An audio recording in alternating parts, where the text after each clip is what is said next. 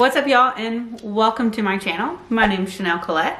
I am going to be doing a little bit of a get ready with me, but also answering one of my most frequently asked questions on my Instagram account, but also I later polled you guys on a couple of other items that you would consider when hiring a coach. So I felt, while I'm getting ready, that it would probably be best to introduce this topic of conversation with my own personal journey to coaching and how I chose my coaches and when all that began and things that I factored in that choice. Welcome to my Get Ready With Me and chat about how to select the coach for you. First things first, we're gonna put on the Liquid Silk Canvas Primer. This is by Tatcha. This is my new favorite primer. I used to use the pomade, but now I love this one.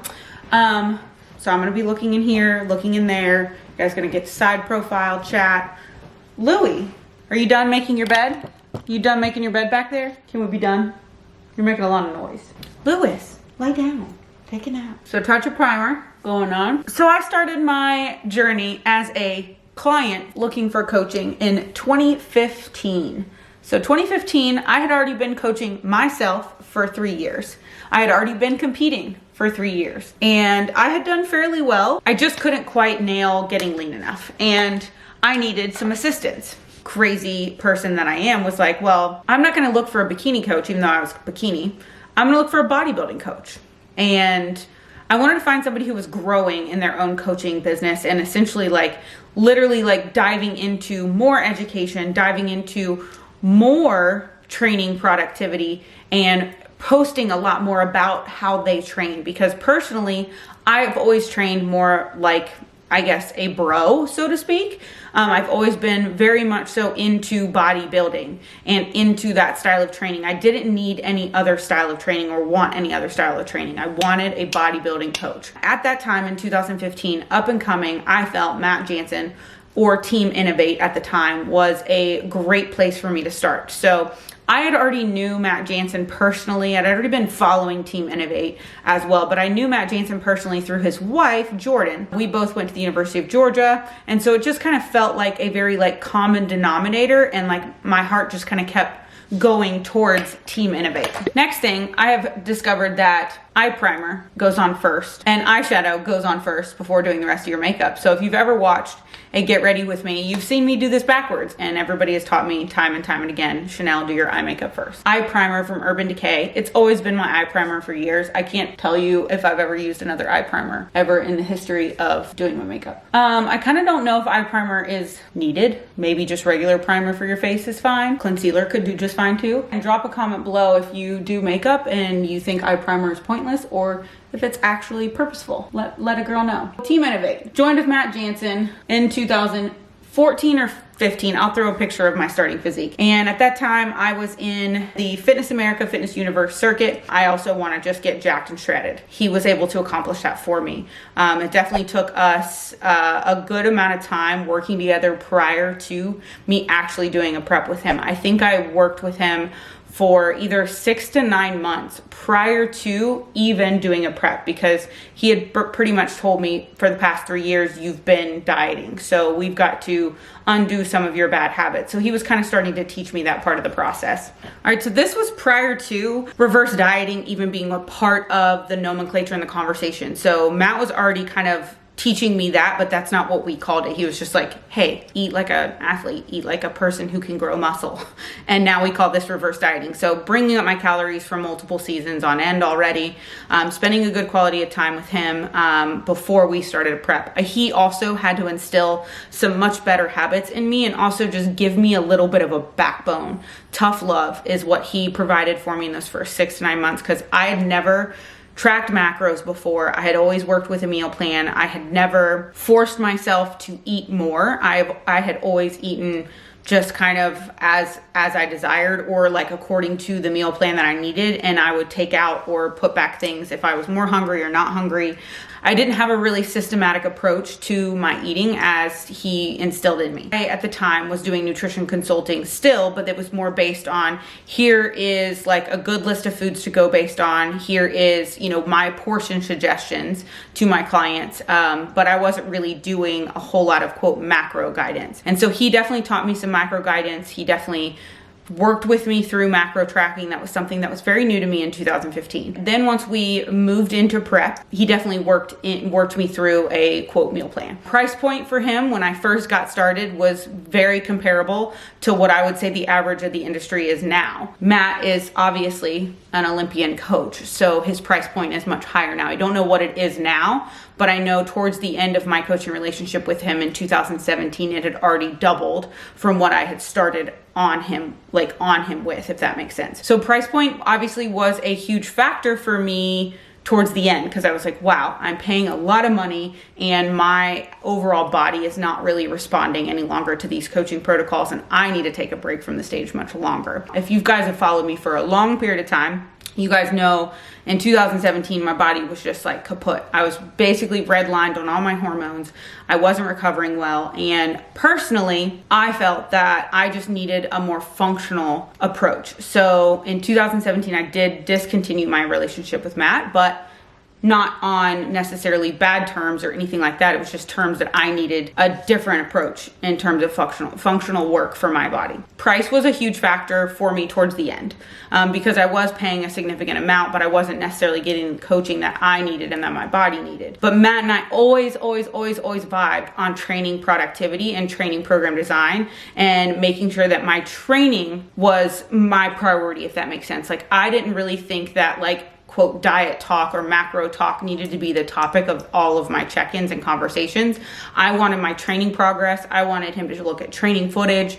And so, you know, training was what really drove me to Matt, how he trained, how he coached training for his other athletes, and just how he prioritized training being paramount over intake. Diet and your dietary changes can often make your body smaller or larger, but actually changing how your body appears and actual quality of muscle tissue comes from the gym and your execution in the gym. So me personally, my choice to join with Matt Jansen was where his education and mind was going in that direction in 2015, and obviously to see where he's at now, that is just speaks volumes for where he was. He was kind of that up and coming coach, and I really wanted to get involved in that up and coming coach. I didn't want to seek out who the bikini competitors already in the industry who were turning pro, who they were already working with. I was like, no, I want to work with a new talent, just somebody who again could vibe with me on training. That was where my heart was leading towards. All right, so next thing, we've got our foundation. This is the Givenchy Prisme Libre Skin Caring Glow. This is my everyday go-to, very light coverage foundation. This stuff is the tits. One of the Sephora employees actually suggested it for me. I was blown away how well they matched my skin, like in store. Like, y'all, I'm really getting to the bottom of this. I don't think I'm gonna even be able to finish this for this, and I'm doing it wrong. I was supposed to do my eyes. This is why I can't do get ready with me. Rewind. We're just screwing it. We're just gonna do our face first, even though I learned from many of you all the last time I did a get ready with me that I'm supposed to put my eye makeup on first, and your girl did not do that. We're gonna do some eyeshadow, but then we'll just go over with our concealer and we'll fix any fallout. The reason why you do that is to fix the fallout that ends up getting on your cheek, and I'm kind of known for that because my cheekbones are much higher, and so like I literally just collect a bunch of eyeshadow on my cheeks all the time. Okay, we're gonna do this cool perspective, okay, for when I'm doing my eyeshadow, because I feel like this is gonna work. So eyeshadow is going on next, and y'all are gonna laugh at my eyeshadow because it's literally one of my very first palettes that I've ever had. This is the Shade and Light palette from Kat Von D. Don't even know if this thing is still made. And it's just like all my favorite colors of this color, whatever that is, and this color. Put that as my base layer on. Okay, so flash forward to 2017, my reason for choosing a coach was for functional coaching. basically, Jason Theobald, again, was at the forefront of the functional coaching. Him and Vince Pickstick with Nutrition Dynamic were really making waves and talking about how they could increase the longevity of female fitness competitors. And I was like, well, shit, I'm already old in this demographic, so I need to increase my longevity and I need to improve my ability to be able to do this, you know, more long term. And so because they were kind of pioneers in this conversation, I was like, I'm in. I had already had a really good friend named Robin Hammond who had already decided to switch over to Jason Theobald, and my friend Melissa Hardesty as well. Melissa Hardesty is now a figure pro. So obviously Jason has great track record with females. He's got quite a few IFBB female pros. Not that Matt Jansen didn't have track record, he's got Olympians, but at this point, Jason was bringing women who had just been masters competitors, older women, just really changing how they were going through their preps and how they were able to have more longevity in the sport. Price point for me at that point was null. I'll be honest, I already knew his pricing was exceptionally affordable, and I already knew that he was going to be able to help me exceptionally well.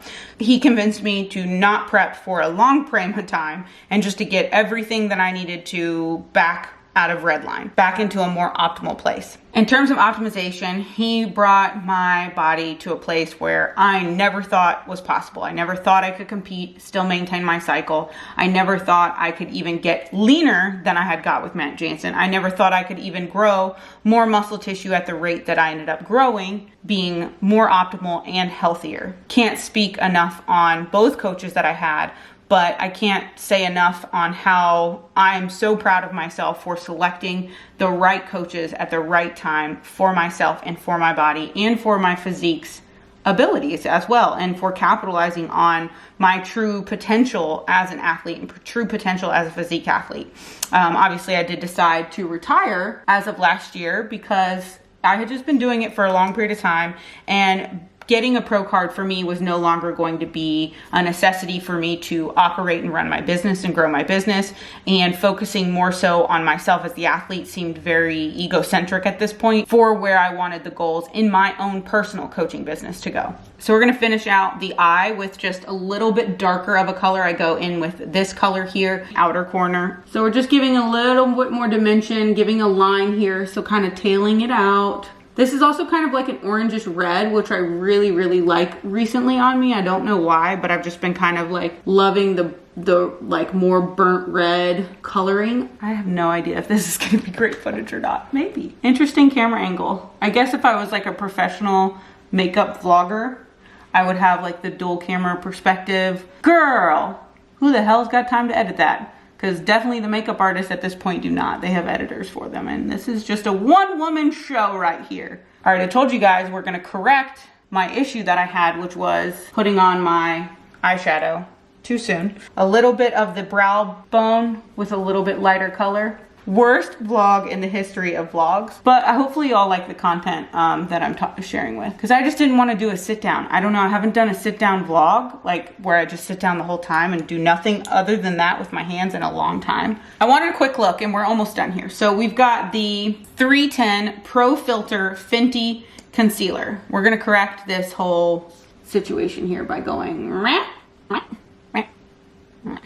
kind of angle it up, and then I take my beauty blender, angle that up. I don't know if this is the appropriate solution, but it's the solution I got today. And then once I do that, I use the excess for the red spots underneath my nose. Does anybody have like a red under nose? I always do, and I don't know why. We're gonna do a little bit of contour, let that bake on. I don't know if that does anything because this is a stick already, but we're just gonna go ahead and put that on. This is the Fenty Match Stick in Mocha. It is my favorite of my contouring sticks. It's the favorite color. I have 2 of them because I thought that this would run out faster than it actually has. Everybody complained in the YouTube world about this product being not a lot of product, but I haven't gotten rid of it at all, and I use it almost every day. Beauty blender, get that in there. I have a really bad acne spot there, so we're just gonna ignore the fact that I forgot to put concealer on it. But you guys have always complimented my makeup on Instagram, and I don't really use filters like at all, so I'm gonna take it with, I like have something I've got going on here pretty well. But I also have another pimple there. I've been dealing with some really crazy acne in like my cheekbone area, which is very weird. Don't know what that's about. So now let's do a little bit of under eye shadow with the color, I guess I could tell you, Solace. Couldn't even read all of them how I wanted to. Where I put my hand, it's almost all warped off. So we're gonna do a little under eye. And I don't take my under eye all the way to the inner corner. I just stop shy of where the eyelashes stop. And then I kind of trail it up, you know, kind of angle it up just to the end of where those lashes are, and then carry. Y'all been really hyping up my brow routine on Instagram, and I've shared my brows products multiple times on Instagram, but that's gonna be the next thing. So first things first with the brows is the NYX Professional Makeup Brow Pencil in Espresso. It's got a brush on the end of it, so we brush up the brows, get them fluffy, and then I go in and just fill in the holes. I got a lot of holes in my tails of my brows, one from a chickenpox scar, and then the other is just because I have holes in my brows at the end of my tails. I think every woman does. I think that's where the most popular microblading is for those brow ends. All right, next thing after the Brow Wiz is my brow gel, Legendary Brows from Charlotte Tilbury. This is my ride or die product for my brows. When I don't put the pencil on for a more dramatic look, an everyday good brow gel that just kind of holds them in place is this product right here. So yes, I brush them up to hold them in place, but I would also just wear this product by itself on a day-to-day, just like going to the gym too, just to get my brows like set in place. This is the dark brown. Love the brush application. I love that it's not like goopy, and it doesn't put a ton of product on the brush itself, so you don't make a mess, and it is just flawless. Like, I can't say enough about this particular product. It's so great. All right, next thing, little bit of eyeliner. Also, can't even read what this product is because it's that old, and it's because I use it all the time, but it is the Kat Von D brown tattoo eyeliner, and I have always used brown over black eyeliner. I don't like black eyeliner on me. I think it just looks weird. It's like too shocking and too confronting. Because I've done all this backwards, my finger is taking off my concealer. Oh man. Also, this video serves me as my reminder that I need more of this eyeliner, and I also need more of that Givenchy foundation because it's running incredibly low. Like, this is the last time I'm gonna get anything out of it. I have no more product left over. Y'all, this eyeliner is so out. What the frick? Y'all, gotta buy all this new makeup before my trip to Dallas next week. Last thing for the face is our highlight. The highlight is the Marc Jacobs Do You Dewdrops. And I just placed that right on the top of my each cheekbone. I put it on my Cupid's bow. I put it on the bridge of my nose. All right, so we don't have mascara on. So mascara is the next piece of this equation. And the first thing I use is my Ride or Die Primer by Lancôme. I don't put primer on the bottom lashes because it makes a mess. And then I have the Dior Show Pump and Volume black mascara. I showcased this on my Sephora favorites recently. It's got the best application brush, so I can actually apply into the corner of my eyelashes and the outer corner of my eyelashes. So this is my mascara for definition, and this bad boy is my mascara for volume. This is the Anastasia Beverly Hills Lash Brag Volumizing Mascara. This brush is so effing clumpy and a freaking mess. So I definitely apply it very lightly just to the ends of my lashes. Again, just to get that added volume and texture at the end. But I don't put this one anywhere close to the base of my eyelashes. I would make a freaking mess. But here we are with mascara on. The last thing is going to be some setting spray, which is the Anastasia Dewy Setting Spray. It's by far the best setting spray in the history of setting sprays. Way better than Urban Decay All Nighter. Oh, it's amazing. And then we have Fenty Beauty Cashew Pro Filt'r setting powder. So I just use very little of this, very, very little. This is color Cashew. I love that it's a setting powder that is actually the color of my skin instead of white. I'm gonna just dab her in just a little bit. It kind of has a really good smell to it, and I can't quite pinpoint the smell, but I just really, really freaking enjoy the smell of this powder. So this is a more like, I would say my everyday glam look. Like it is a full coverage look on my face with the contour stick. Even though it's a light coverage foundation, I just feel like this is a lot of makeup. This would be like a going out on the weekend kind of thing, like going out at night with my husband on the weekend kind of look, like, or traveling and just wanting to look a little bit more glam because, yeah, no, I'm traveling. Last remaining touches here is my Fake Awake, which is my under eye liner. This probably creeps the fuck out of y'all watching me do this, but it just brightens that under eye for me so much. I don't know, to me, it makes a huge difference. Comment below if you think it makes a huge difference. Last thing is the lips. We've got our Urban Decay Glide On Lip Pencil in Conspiracy, and then we have our J'adore MAC La Creme lipstick. These two, I feel like, look absolutely flawless together, and I did not get them in the same shopping trip. Don't you just love when you come home and you're like, wow, that really worked out for me in my life today. It's just so pretty. I love it. It's a little bit darker than I would go in like an everyday makeup look. Like I said, this is more of like a maybe nighttime weekend glam. Haven't seen Jared in 24 hours, so you know I'm gonna get a little glam for him. All right, I'm gonna do my hair, sort of, probably gonna just put it halfway up. But we're gonna answer your final questions on how you all pick out a coach or what you all look for within coaching. And then the big T, I'm gonna answer the question that you guys asked me on if I think age and body type play a huge role when someone selects a coach. There's definitely some tea in that one. When I finally make it, take on my vacations to Bahamas, always celebrating. Ever since my birthday was the bomb, and now I'm detonating. No, you can't relate. You just can't relate. Every day I wake up like a